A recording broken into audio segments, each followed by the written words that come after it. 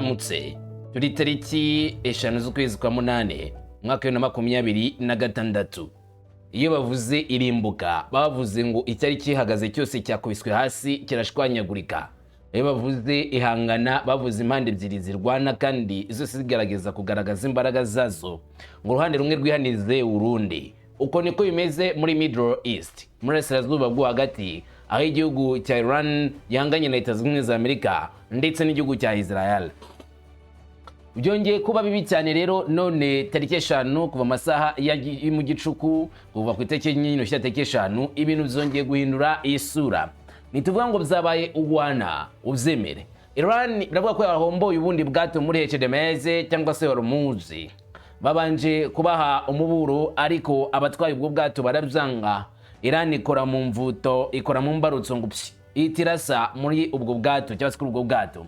Bati olingate mu byange cyangwa se mu zemere inzira yo muri Hormuz na wundi muntu ushobora kwigenzura. We have all capacity. Nitwe dufite ubushobozi bwose bwo kugenzura inzira ya Hormuz. Uzazamura icwanga azameneka impanga, nta kundi bizagenda, tuzakora ishoboka byose. Hormuz urugo rwo tubona rwose niko rwagaragaye muri Hormuz. Ndaje mbikubwire byose uko byagenze. Ubwato bwarashwe n'ubuhe? Ese abashinzwe gukurikirana ingendo zo mu mazi bavuga iki kuri ubwato bwarashwe? Ese byaturutse kuki? Byose urabimenya. Ntabwo gusa ndakubwira. Misile za Iran zakumbanije ngo indege za Leta Zunze Ubumwe za Amerika. Ubu ngubu Amerika iri mu bwoba bwinshi cyane mu karere bitewe na za misile za Iran. Bagerageje guhungisha indege zabo z'intambara bazivana ku bigo nka Al-Udeid ndetse na Al-Kafra maze zijyana ahandi hantu nka Ben Gurion International Airport mu gihugu cya Israel. Ariko izi ndege zasigaye nazo ziri mu kangaratete. What?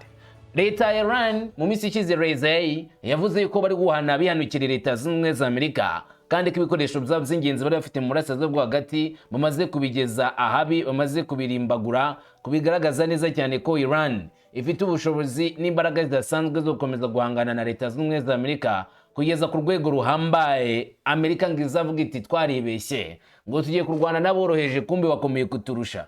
Wari wabona ipusi imenyera intare? Oya, uti none ubw'intare ninde ipusi ninde? Byisubize. Hanyuma ariko nanone mu yandi makuru, Iran na Oman bahamije Amerika niko bari kuvuga. Kuyihamya gute? Ubu ngubu HDMZ yazumura Hormuz barangije gusinyana amasezerano y'uburyo bagomba kuwugenzura, amategeko azajya agenga uyu muhora wa Hormuz uko angana ndetse n'impamvu bayashyizeho, impamvu Leta Zunze Ubumwe za Amerika itagomba kugira mu ijambo, inyungu Iran izagira, inyungu Oman izagira. Oman isanzwe ari inshuti cyangwa se ufite ko Leta Zunze Ubumwe za Amerika utizewe na Amerika.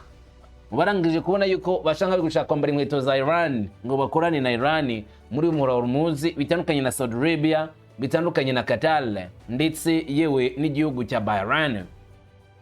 Oman yo isa naho ishaka kubigobotora mu cyase kubavamo ikijya ku ruhande rwa Iran. Yarangije kubona ko Iran mu karere ari big boss, ngo ushaka kurama ushaka gukorana nayo kuko ngo nutamenyera Iran ugakorana nayo ntumenyera Amerika.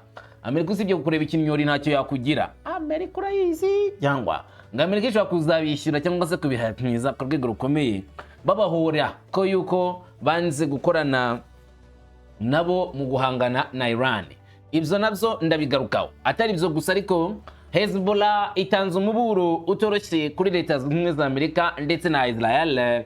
Bati mwebwe muvana ingabo zanyu ku butaka bwa Lebanon cyangwa se Lebanon, nimba mutabikoze mwitega umuriro uturuka ku barwanira igihugu ba Lebanon barwanira uburenganzira bwacyo, badashaka ko igihugu gikomeza kumenyerwa n'abanzi aribo banya-Israel. Niba batavuye ku butaka bwacu bazaza kubona igisubizo cyacu dutanga uko kimeze.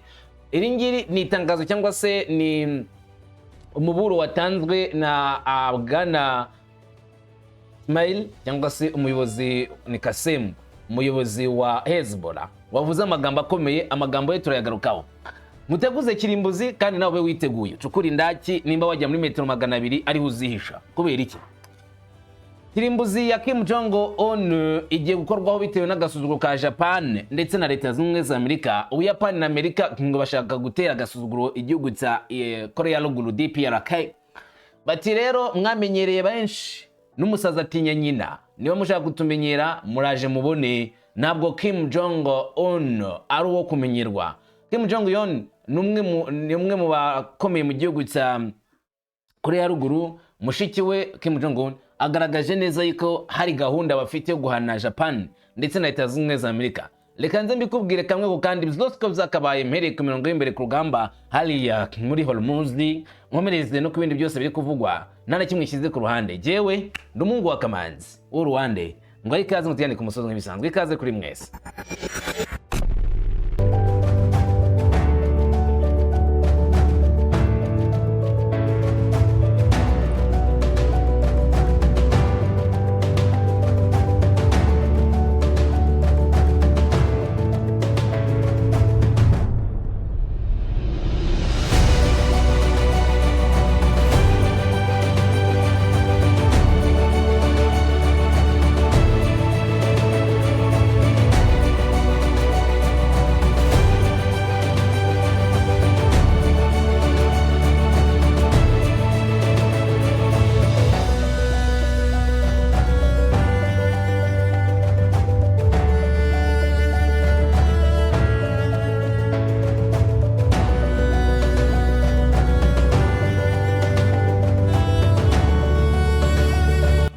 Hanyuma reka dutangire ku mirongo y'imbere ku rugamba, tujye muri HDMS n'utundi duce twose tukubaho intambara ku rwego ruremereye, aho byose bikomeje kuba byaba ikibazo muri kariya kurasazwa hagati cyane cyane. Igihugu cya Iran cyavuze ko itazihanganira agasuka Leta Zunze Ubumwe za Amerika. Amerika ibanza kugira ngo ni imikino, iti twebwe tuzakoresha imbaraga zacu muzatwumvira, ariko Iran yagaragaje ko idakangwa n'imijugujugu, ahubwo nayo ishobora kwirwanaho. Icyo yibwiraga ko ushobora kuyikubita ikajya gukubita mbere, ukisanga wowe ubwo uri mu byago bitoroshye, niko Iran ivuga ko ikora utuntu twayo. Duhereye aha ngaho rero muri HDMS Hormuz. Amakuru atangazwa n'ibikomeje kubera muri Hormuz arashimangira cyane cyane igihombo kitoroshye gikomeje kubera muri kariya karere ku bijyanye n'ubwato butwara petrole. Hari ubwoba bushya rero ku mutekano bwagaragaye hafi ya Hormuz, umuyoboro w'amazi ukomeye cyane ku isi. Bivugwa ko ubwato butwara imizigo bwagonzwe n'igisasu kitazwi ngaho cyaturutse hafi y'umuhoro wa Hormuz nyirizina. Amashusho agaragaza umwotsi mwinshi w'umukara uva ku bwato bwari bwerekeje muri ariya mazi ngo butambuke bugende burimo gucumba. Bivugwa ko ubwato bw'imizigo bwagabweho igitero hafi y'aho binjirira muri Hormuz ku nkombe za Oman. Ibyo bikaba byateje nanone umutekano muke mu nzira ya Hormuz muri ariya mazi nyirizina. Amashusho yihariye yashyizwe ahagaragara na Al Arabiya agaragaza umwotsi mwinshi w'umukara uva ku bwato nyuma gato y'uko havuzwe iturika, ndetse batanga ibimenyetso by'ibyabaye muri HDMS, umugezi ufite akamaro cyane muri iyi minsi cyangwa se kuva mu minsi yashize. Hagati aho ibikorwa by'ubucuruzi bwo mu mazi byari bisa nkaho bikomeje. Abashinzwe gukurikirana ibyo ngibyo bo mu Bwongereza bavuze ko ubu bwato bwagonzwe n'ikintu kitari cyamenyekana neza ahagana ku isaa 7 n'igice za mu gitondo ruba mu masaha y'igicuku, kilometero 30 mu majyaruguru y'Uburasirazuba bw'akarere ka Kasab ho muri Oman. Nk'uko bivugwa n'ikigo cy'ubwikorezi cya UKMTO, abakozi bakoresheje uburyo bw'itumanaho bwihutirwa, itumanaho ryo mu mazi kugira ngo batangaze ko ubwato bwabo buri mu kaga gakomeye bwatewe, maze bitume nyine babona ubutabazi ku buryo bwihutiwe cyane. Basaba amato yose yo muri ako gace kwitonda cyane no gutanga raporo yihuse ku gikorwa icyo ari cyo cyose giteye inkeke batekereza ko gishobora kuba ni UKMTO. Abategetsi ntibaramenya ba nyiri ubu bwato, ntibaratangaza kandi ibendera buriho cyangwa ngo bemeze ubwoko bw'ibisasu byakoreshejwe kwitwa kuri ubwo bwato.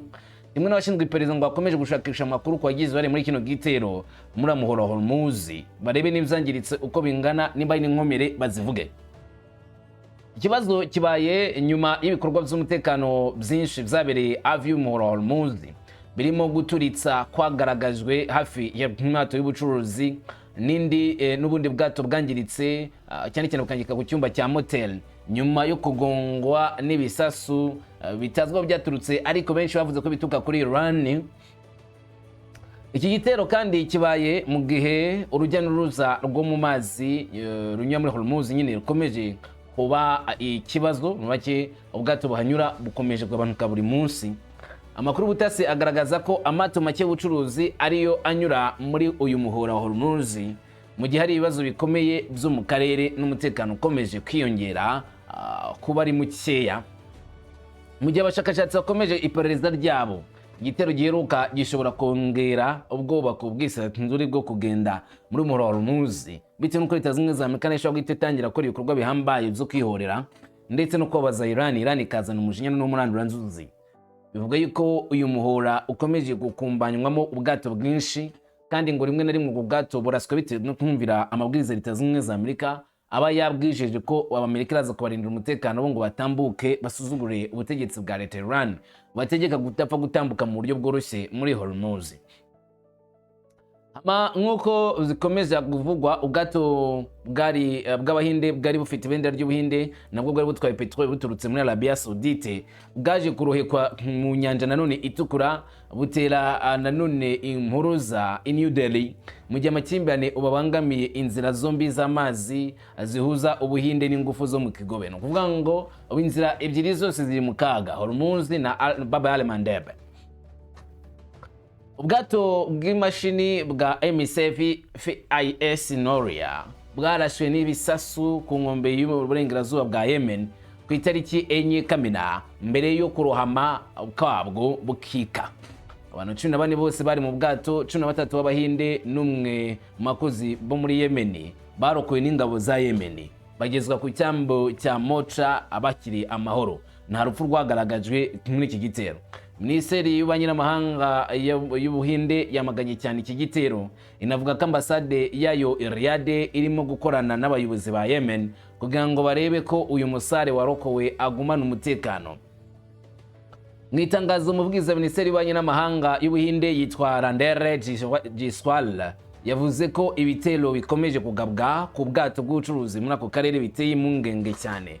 Yongeyeho ko kwibasira amato y'ubucuruzi muri kara karere bigomba kurangira, kandi ingendo n'ubucuruzi mu buryo burambuye zigatangira kandi ku buntu batabangamiye amato mpuzamahanga. Hakurikije amategeko mpuzamahanga bigomba kongera ngo kuvugururwa vuba nk'uko we yabivuze mu itangazo yasohoye. Abatetsi b'Ubuhinde ntibaragaragaza ku mugaragaro uwo bashinja ko yaragabye kino gitero ku bwato bwabo. Gusa ingabo zafatanije na guverinoma yemewe ku rwego mpuzamahanga ya Yemen bashinje Abahuti kuba aribo bagabye ibi bitero muri aya mazi, nyuma yuko kuva mu minsi ishize Riyadh cyangwa Arabia Saudite bavuzweho yuko batagomba gutambutsa ubwato. Nta bwato bwemerewe kuva muri Saudi Arabia ngo bunyure hafi ya Yemen muri Bab al-Mandeb cyangwa se mu nyanja itukura bugomba kugabwaho ibitero. Bab al-Mandeb iragenzurwa bikomeye cyane n'Abahuti batekinga na Iran, kandi kuri ubu ngubu Arabia Saudite no bashaka kuyikora nk'ibyo Amerika ikora Iran, ko nta bwato bugomba kugera cyangwa se kuva muri Saudi Arabia. Makuru avuga ko ubwato bwari butwaye petroli buturutse nanone muri Arabia Saudite. Iyo mibare y'imizigo iramutse yemejwe shobora gusobanura impamvu ubwato bwinjiye mu karere k'inyanja karimo akaga gakomeye. Abahuthi batangaje ko bahagaritse ingendo zo mu mazi zihuza Saudi Arabia nk'igice cy'ibyo bise guhagarika ibikorwa byo gukumira cyangwa se guhagarika ikoreshwa ry'inzazeke muri Saudi Arabia nko kubakumira. Bamaze kwitirira ibitero bya misile na drones ku bwato bwa Arabia Saudite ku zambu n'ibikorwa remezo bya Aramco, ariko kuroheka ubwato bw'Abahinde bufite ibendera ry'Ubuhinde ntago barabyivuga ngo bavuge ko aribo bakoze aka gatendo bakagakorera muri kara karere ka Bab al-Mandeb cyangwa se mu nyanja itukura nyezina. Gusa ariko biragaragara neza cyane ko hari akaga gakomeye muri nyanja itukura. New Delhi abasale bayo bakomeje guhura n'uva gusega kuko no minsi ishize harabahuye narwo muri Hormuz.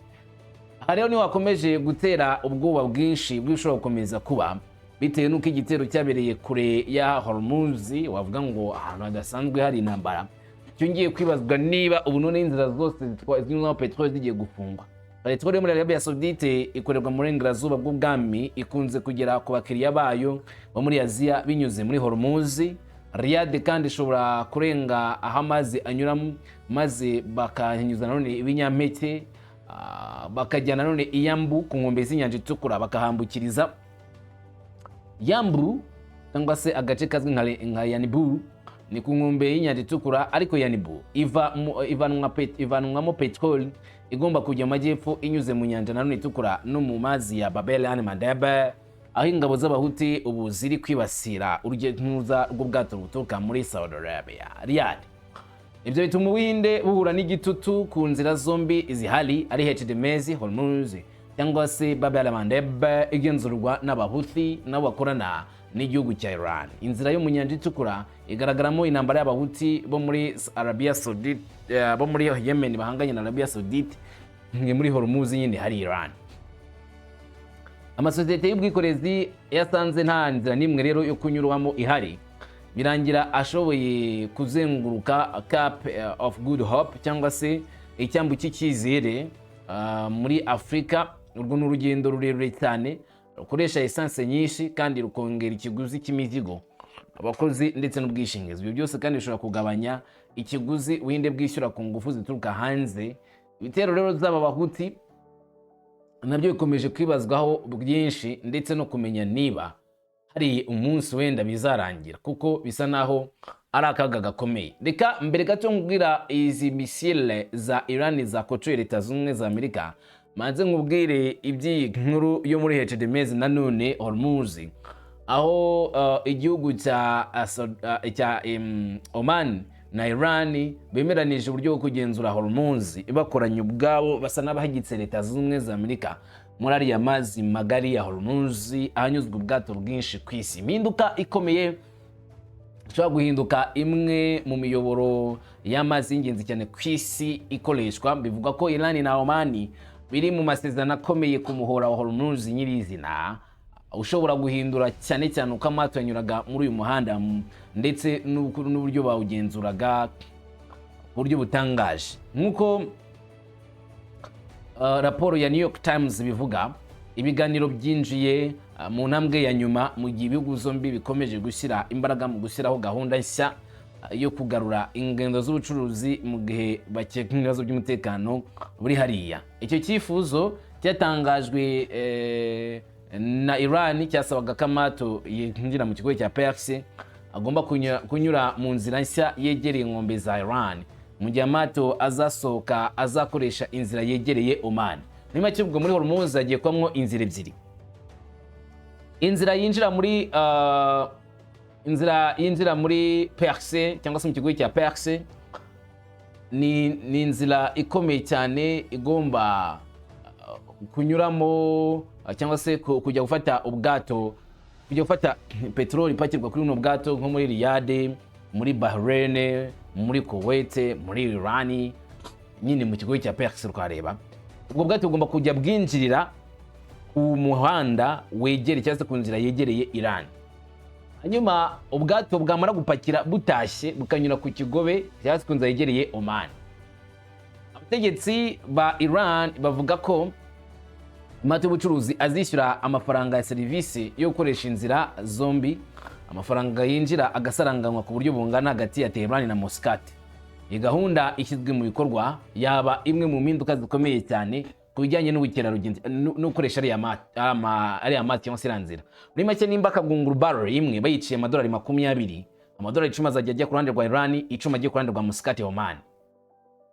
Ibi rero bishimangira cyane cyane ko Oman nawe yanze kwirengesha akagafaranga, iti nta kuntu twakorana Leta Zunze Ubumwe za Amerika bari gutikurira inatiri kubireba, katwikoranira na Iran da utazi ubwenge yashimubwe. None umuhora wa Hormuz ni umwe mu mihanda ikomeye cyane ku isi inyurwamo na petroli yo mu mazi, kandi ni inyuzwamo ibikoresho byinshi cyane, 1/5. Impinduka yari yose rero ku bijyanye n'ingendo zikoreshwa muri ariya mazi uko byagenda kose bigira ingaruka ibikomoka kuri petroli ku isi yose muri rusange. Ikiguzi gishobora kwiyongera, ndetse n'uburyo ibikomoka kuri petroli biboneka bishobora kuzamo akabazo cyangwa se koroshywa bitewe n'amategeko n'amabwiriza yafatiwe muri HDMZ Hormuz. Nubwo abategetsi ba Iran bavuze ko iyi gahunda yatanzwe ariyo yo kwemera uburenganzira bw'ubusugire bwa Iran ndetse na Oman, abategetsi ba Amerika bivuga ko banze iyi gahunda, ntabwo bayishimiye. Amakuru avuga ko Washington ikomeza ivuga ko inzira zose z'agateganyo zo kohereza ibicuruzwa zitazasaba uruhushya rwa Iran cyangwa se kwishyura amafaranga ayo ariyo yose.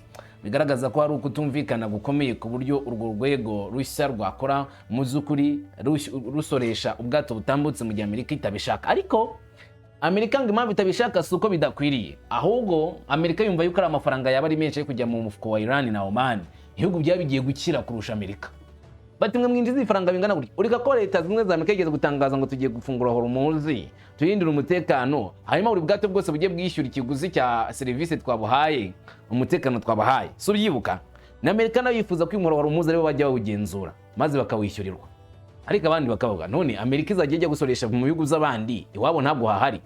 Ibi ngiye ubwabyo ntibiteye ikibazo gute Amerika ijya mu butaka bw'abandi ngo ijye gushakayo uburyo bwo kwishyurwa, ijye gushakayo uburyo bwo guhabwa umusada, ijye gushakayo uburyo bw'imikorere cyangwa se uburyo yakinjiza agatubutse, nyamara abandi batajya bajya kwisagararira i New Jersey, batajya kwisagararira i Washington, batajya kwisagararira mu gihugu cyayo ubwayo, kucyo ijya gusagararira ibindi bihugu. Ibi rero bamwe mu babyamagana bakavuga yuko bisa naho Amerika ibishaka kwikubira byose ndetse no gukomeza kugenzura buri cyiciro cyose cyangwa se buri gace kose, ikaba ariyo ikagenzura igashyiraho uburyo bwo gukurikirana buri kintu cyose kiturukamwe agafaranga, hanyuma bakemera ngo uyu nguyu yakire cyangwa se uriya atakira, uyakene uyakire. Uko niko Amerika ngo ibona ibintu byo kugenzura kari akarere cyangwa se kugenzura ziriya nzira ko bigomba gukorwa mu buryo bwihuse kugira ngo bikirire. Ndanyemera gato tuve muri iyi Hormuz y'abandi, ahubwo ngujyane kuri ibikorwa zakorewe leta zimwe za Amerika, misile za Iran ko ziri kuza ziri gutimbura. Birakomeye cyane. Bitewe gute cyangwa se byagenze gute? Amakuru angeraho kuva amasaha y'ijoro arambwira ngo Iran yahaniye bikomeye. Igisirikare cy'Amerika gisa nkango kirimo gukura indege z'ingenzi n'ibindi bikoresho ku birindiro byegereye Iran, mu gihe ashobora ngo kubaho nanone n'ibindi bitero bishya by'inyongera za misile na drone za Iran zitajya zitangirwa. Gahunda yateje ikibazo gikomeye. Washington yabirimo guhindura ingamba zayo kubera ikiguzi cy'intambara bari gushora kuri Iran n'uburyo Iran kubatikura.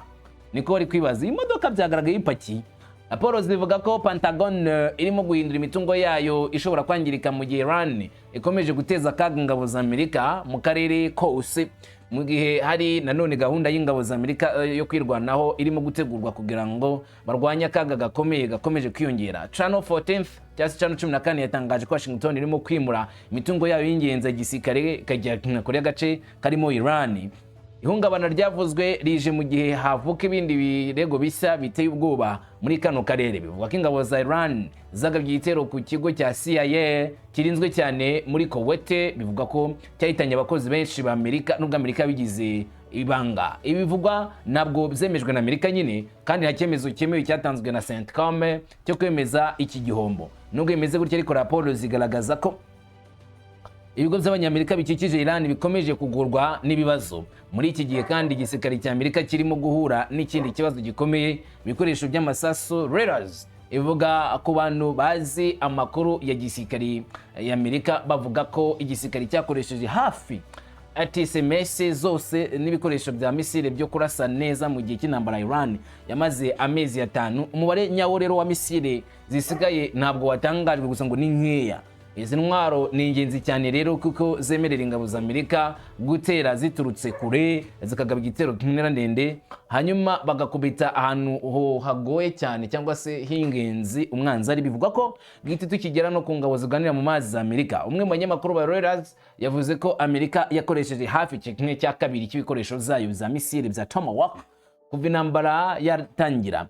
Iryo gabanuka rero rirakomeye kuko ngo izi ntwaro zo kurasa kure nazo ngo zaba ingenzi mu guhangana, ariko zakomeje kwibasirwa ku rwego ruhambaye.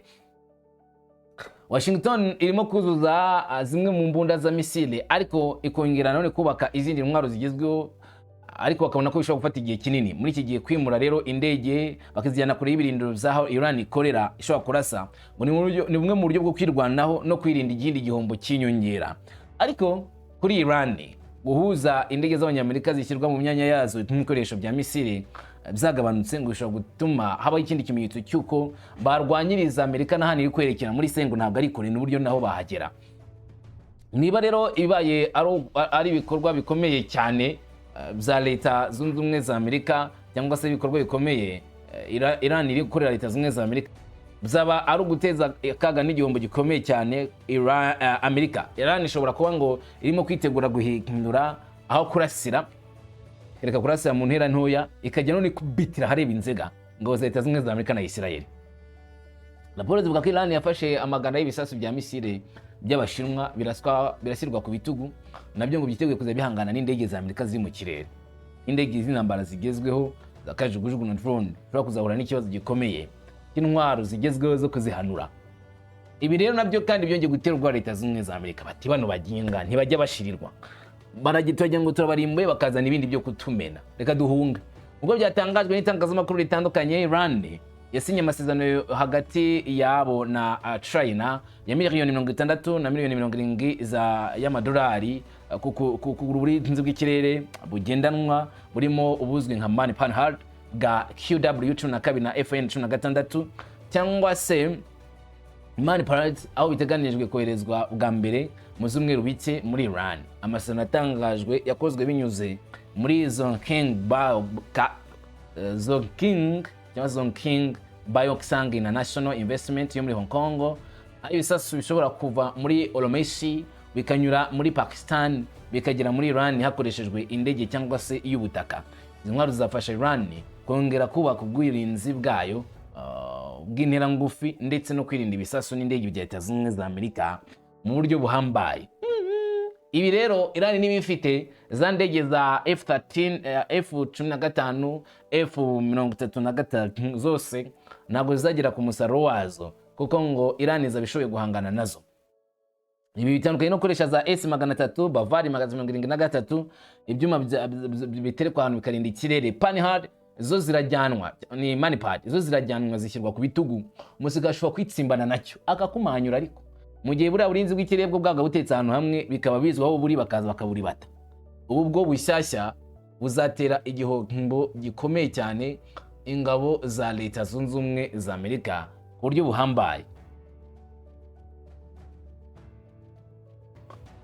Maze rero unyemerere mujyane nanone ku iterabwoba ryahawe Israel.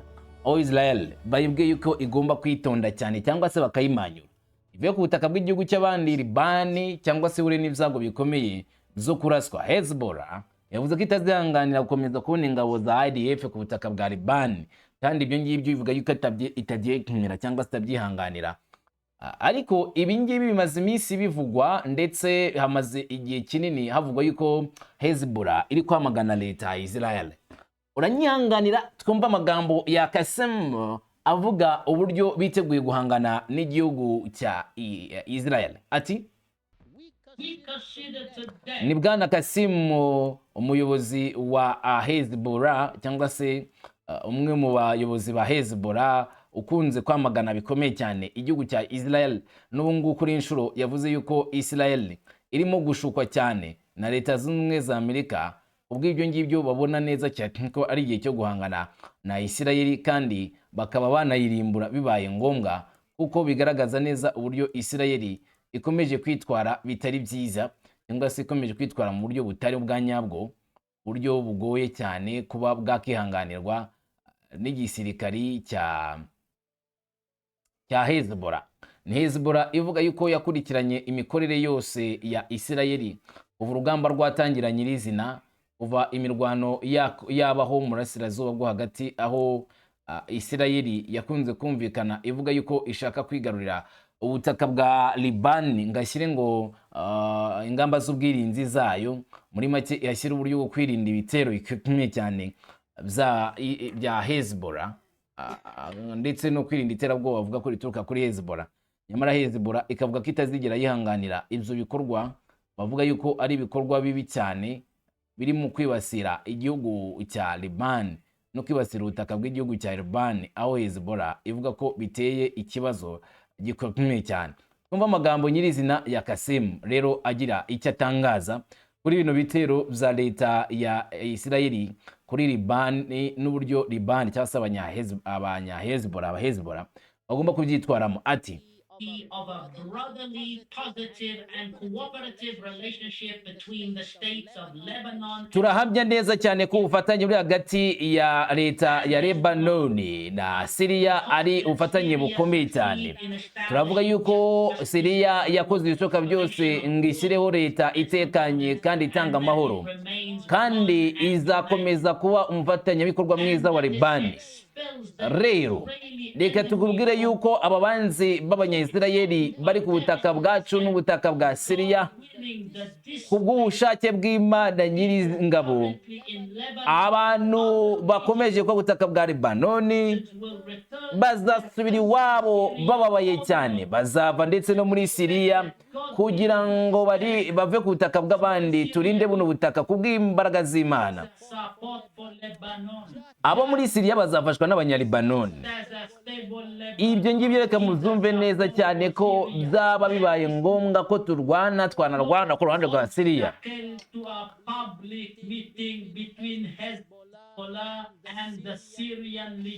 Reka tubabwe ko ari inama idasanzwe yabaye hagati ya Hezbollah ndetse na Syria, tuvuga ko tugomba guhangana na bino bitero z'umwanzi ku mpande zose. Turavuga tuti ibiganiro zose byakozwe nta kintu bizahindura, bikomeje gutera akaga ndetse bikomeje kugaragaza neza cyane amakuba. Murebe biri hariya hirya no hino. Mumbwire ikintu kimwe cyabazanye muri Libani, impamvu imwe, impamvu yatumye Isirayeli ifata abasirikari bayo ikabazana ahangaha bakaza gushinga ubutegetsi bwabo muri Libani, maze nyuma yo gukora ibintu bibi byose ahangaha bakavuga ko bazakomeza kuhaba. Isirayeli yageze ngo ku ntego zayo, ariko katubabwire ngo nta kintu mwagezeho, kuko icyo mutazi ni uko hari abantu bagomba kurengera kino gihugu, abantu bubaha buno butaka kandi bazarwana namwe. Ubutegetsi bwa politike muri Libani busa naho uri gukonerega amaye na Isirayeli aho kugira ngo bamagane Isirayeli ku busugire bwabo. Perezida ntabwo ari gukora nk'umuntu wo kurengera igihugu, ahubwo ameze nk'umufatanyabikorwa mwiza wa Bibi.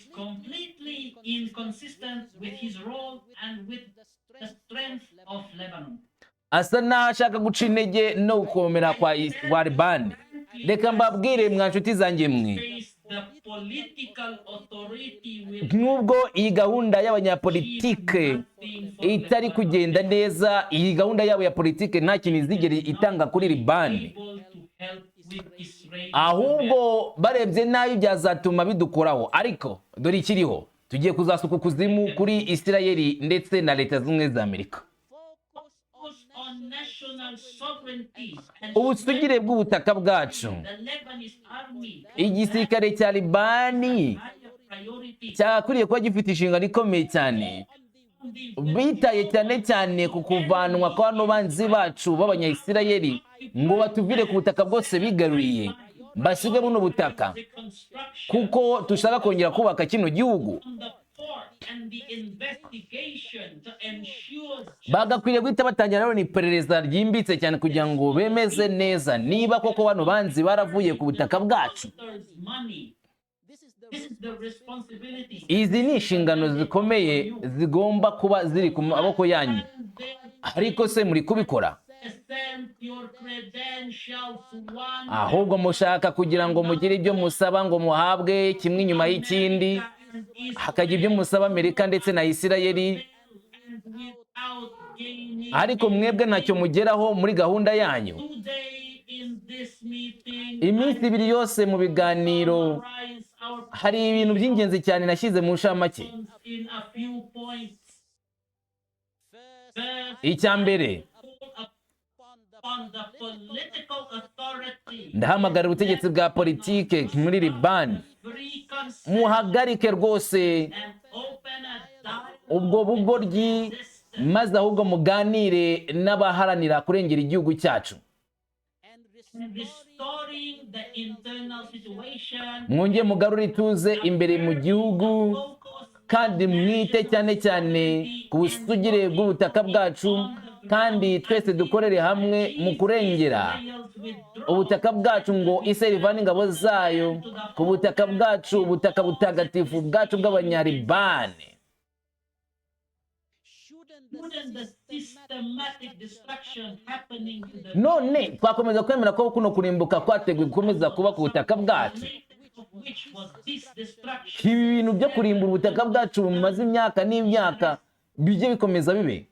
shouldn't this be a reason for the political authorities to say Reka tubwire ngo abana abanyapolitiki bavuge ngo hoya turarambiwe, with the Israeli ntabwo tuzongera kujyana ibiganiro na Isirayeli, to shout basakuze bamagana Amerika bavuga bati oya tuzareka gukorana namwe kugeza igihe muhagaritse ibitero ku butaka bwacu. Ibyo mbese ntibisobanutse? you go to discussions, Mujya mu biganiro mukaganira ask about these maze mugasaba bano bantu ngo kuva ku butaka bwacu, under Bombard, ariko mu gihe muri kubiganira barimo kuturasa, barimo kurimbura, barimo gutera amakuba, the shade bari gukora ibikorwa bya kinyamaswa ku butaka bwacu. Ibyo nyine mushaka gukomeza gukora rero and unity. bikwiriye guhagarikwa, mukazana ubumwe bw'abenegihugu ba Libani. Uyu ni Kasem avuga yuko ubutegetsi bwa Libani burimo kwibeshya cyane. Hanyuma inkuru ya kirimbuzi yo muri Pyongyang unyihanganira ariko ubwo amasaha ari imbere, sibyo? Ugubwe neza, ahubwo imigisha n'amahoro n'amahirwe bibe kuri wowe. Salam shalom.